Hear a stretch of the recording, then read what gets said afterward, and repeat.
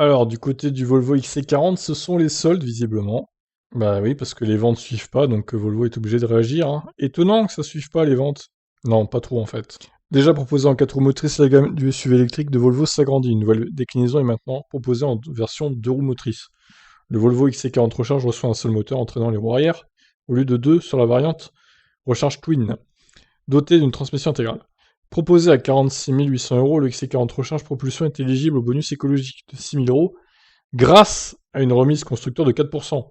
Ah oui, sinon effectivement il n'aurait pas pu. Cette dernière lui permet de rester sous la barre des 45 000 euros, permettant de bénéficier de l'aide maximale de l'État.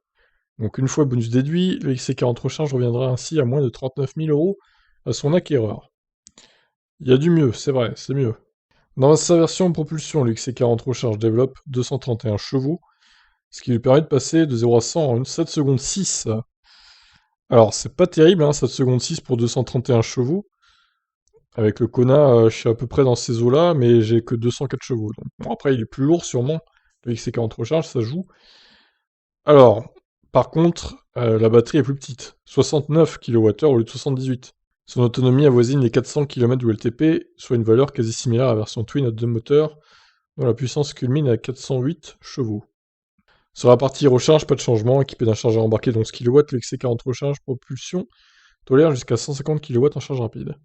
Pour le marché français, le XC40 Recharge se décline en deux finitions, Start en entrée de gamme et Pro, comme sur la version Twin. La dotation de base comprend les radars avant et arrière de recul, ainsi que la caméra, les sièges avant chauffants, ainsi que le système d'infoavertissement connecté. D'accord, donc recharge normale c'est propulsion et recharge Twin c'est 4 roues motrices. Il n'y a pas de version plus pour la version propulsion. Donc vous avez tous les détails dans cette capture d'écran. Et effectivement, il fait 2 tonnes 23. La version propulsion pèse son poids hein, quand même. Hein. Alors, d'ailleurs, il y a une erreur dans l'article, parce que regardez, transmission type traction intégrale. Donc c'est pas une propulsion, c'est une traction en fait. Ils sont plantés, hein. C'est les roues avant motrices, c'est pas les roues arrière motrices.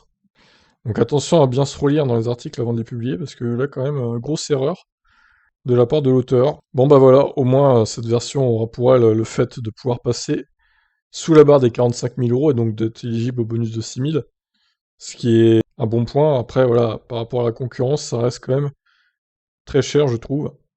Mais bon, peut-être que les ventes vont enfin décoller pour ce Volvo XC40 du coup. Pour l'instant c'est pas brillant. Bon allez, sur ce je vous laisse réagir. Qu'est-ce que vous en pensez donc de cette nouvelle gamme de véhicules pour Volvo? Bye bye.